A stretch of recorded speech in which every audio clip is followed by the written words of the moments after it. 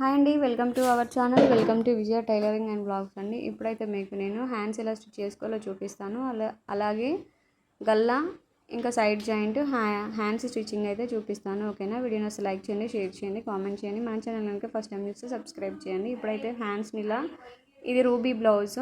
First ఒక పావు inch తోటి ఫోల్డింగ్ చేసుకున్న తర్వాత హాఫ్ ఇంచ్ అయితే నేను హెమ్మింగ్ కోసం అయితే ఇట్లా ఫోల్డింగ్ చేసి ఒక స్టిచ్ చేస్తున్నాను వీడియోలో చూపిస్తున్న విధంగా. ఇప్పుడు ఒక హ్యాండ్ అయిపోయింది. ఇంకొకటి కూడా అలాగే సేమ్ పావు ఇంచు ఖర్చు లోపలికి మలుచుకున్న తర్వాత హెమ్మింగ్ కోసం హాఫ్ ఇంచ్ అయితే ఇలా ఫోల్డ్ చేసుకోండి. ఇప్పుడు హ్యాండ్స్ అనేది పక్కన పెట్టేసుకోండి. సో ఇప్పుడు ఉక్స్ పట్టి కాజా పట్టి ఉంటుంది కదా, నేను ఈ బ్లౌజ్ సగం కుట్టి పక్కన పెట్టానండి, అందుకే కొంచెం ముడతలాగా ఉన్నది.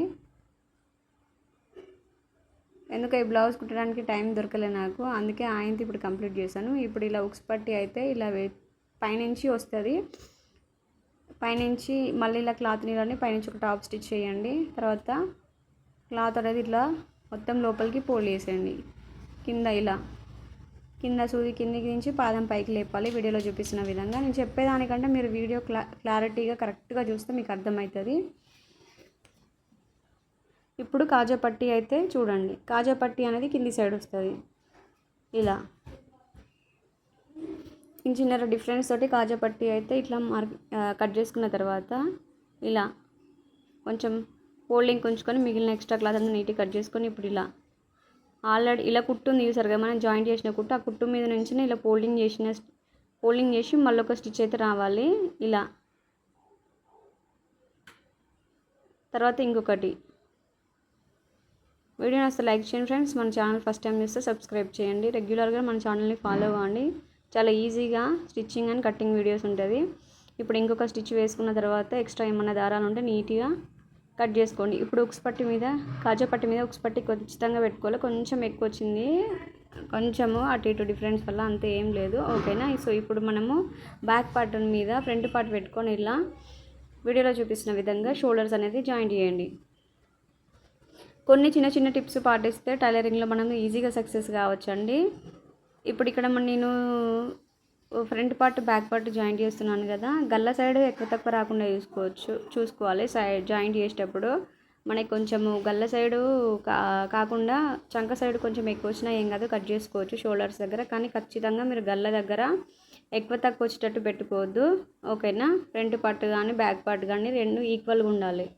ఇప్పుడు క్రాస్ పీస్లు అయితే మొన్న కవర్లో పక్కన పెట్టాను. క్రాస్ పీస్లు చెప్పాను కదా, సగం స్టిచ్ చేసి పక్కన పెట్టాను వీలుగాక.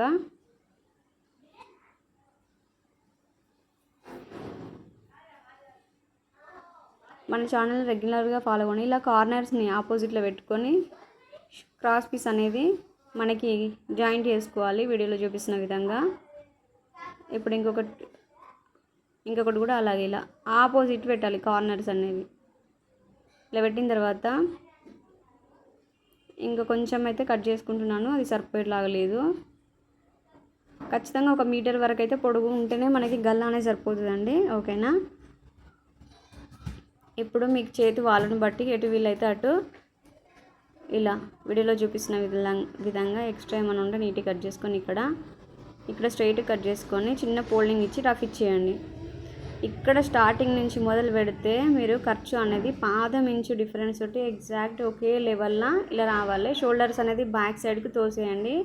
ఖచ్చితంగా షోల్డర్స్ బ్యాక్ సైడ్కే రావాలి. ఫ్రంట్ సైడ్ ఉంటే ఫ్రంట్ సైడ్ లాగినట్టు ముందుకు వస్తుంది షోల్డర్ జాయింట్ అనేది. కాబట్టి ఖచ్చితంగా షోల్డర్ జాయింట్ చేసిన ఖర్చు అనేది బ్యాక్ సైడే ఉండాలి. ఇప్పుడు ఇలా మొత్తం అటాచ్ చేసిన తర్వాత రౌండ్స్ తిరిగే దగ్గర ఖచ్చితంగా చిన్న చిన్న టక్స్ ఇచ్చేయండి. అది లేకపోతే అస్సలు రౌండ్ తిరగదు, గల్ల షేప్ అనేది అస్సలే రాదు ఒకే లెవెల్లో.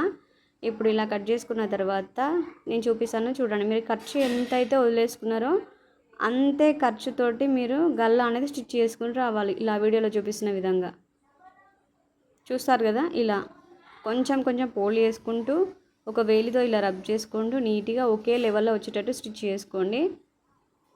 వీడియోని అసలు లైక్ చేయండి ఫ్రెండ్స్. మన ఛానల్ ఫస్ట్ టైం చూస్తే సబ్స్క్రైబ్ చేయండి. ఇప్పుడు నేను మీకు ఇక్కడ ఫ్రంట్ పార్ట్ గల్ల దగ్గర కొంచెం అక్కడ కట్ కాలేదు, కాకపోయినంత మనకి స్టిచ్చింగ్ చేసేటప్పుడు గల్ల షేప్ అనేది డిఫరెన్స్ వచ్చింది.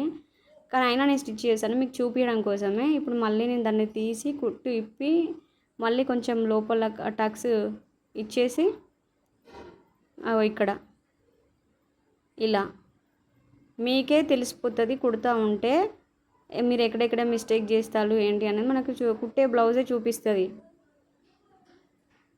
మీరు వీడియో చూస్తే కాదండి, ఖచ్చితంగా ప్రాక్టీస్ చేస్తే వస్తుంది. ఇలా చూసారు కదా, నేను టక్స్ అయితే ఇస్తున్నాను. ఇప్పుడు నీట్గా ఇలా మనకి ఎంత ఖర్చు కావాలో అంత ఖర్చు ఇలా ఫోల్డింగ్ చేసుకొని వీడియోలో చూపిస్తున్న విధంగా ఫోల్డింగ్ అయితే చేయండి.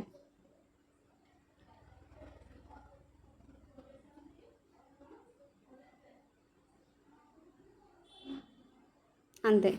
ఇప్పుడు ఇటు సైడ్ తిప్పి ఖర్చు ఉంటుంది కదా, ఇది చాలా జాగ్రత్తగా కట్ చేసుకోవాలి. ఏ మాత్రం మీరు అజాగ్రత్తగా ఉన్న బ్లౌజ్ కట్ అయిపోతుంది, కాబట్టి చాలా జాగ్రత్తగా ఉండాలి. ఇలా ఎక్స్ట్రా ఉన్న ఖర్చు మొత్తం నీట్గా కట్ చేసుకోండి వీడియోలో చూపిస్తున్న విధంగా, చాలా జాగ్రత్తగా. 5 నిమిషాలు లేట్ అయినా మంచిగా కానీ నిమ్మలంగా కట్ చేసుకోండి. లేకపోతే మీరు త్వరగా కింద కత్తెర కట్ అయింది అనుకో, కింద బ్లౌజ్ పీసు కథమింగా. ఇప్పుడు ఫ్రంట్ లోతు తీసింది ఫ్రంట్ సైడ్ రావాలి, లోతు తీయని సైడ్ బ్యాక్ సైడ్ రావాలి కదా. ఇలా హ్యాండ్స్ని చూసుకొని మీరు గుర్తు పెట్టుకుంటారు కదా, అది లోతు తీసింది గుర్తు పెట్టుకున్నది ముందుకు వెళ్ళిపోవాలి, ముందు భాగానికి రావాలి. మనం లోతు తీయంది వెనక భాగంకి రావాలి, తెలుసు కదా. ఇలా హ్యాండ్స్ అయితే ఇలా మిడిల్లో పెట్టుకొని ఎటు తట్టు స్టిచ్ చేస్తే మీకు ఫిట్టింగ్ అనేది పర్ఫెక్ట్ వస్తుంది. హ్యాండ్స్ ఒక సైడ్ లాగినట్టే రాకుండా నీట్గా ఉంటుంది. ఇలా డబుల్ స్టిచ్ వేయండి. నేను మరీ చెప్తున్నాను, బ్లౌజ్ ఫినిషింగ్ అనేది మనకి కుట్టే విధానంలోనే ఉంటుంది. ఖర్చు కూడా ఒకే లెవెల్లో ఈ హ్యాండ్స్ జాయిన్ చేసేటప్పుడు కూడా మరి కార్నర్స్కి వేయద్దు, పిక్లకు పోయే ఛాన్సెస్ ఉంటుంది.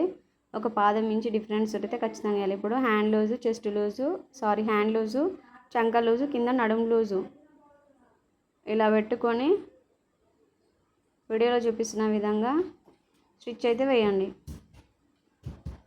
సో మీకు తెలుసు కదా, 3 స్టిచెస్ తోటి బ్లౌజ్ అయితే అయిపోవాలి ఇలా వీడియోలో చూపిస్తున్న విధంగా. సో అంతే అండి, ఇంకో సైడ్ కూడా అలాగే సేమ్ స్టిచ్ చేయండి. వీడియో నచ్చితే లైక్ చేయండి. Thank you for watching.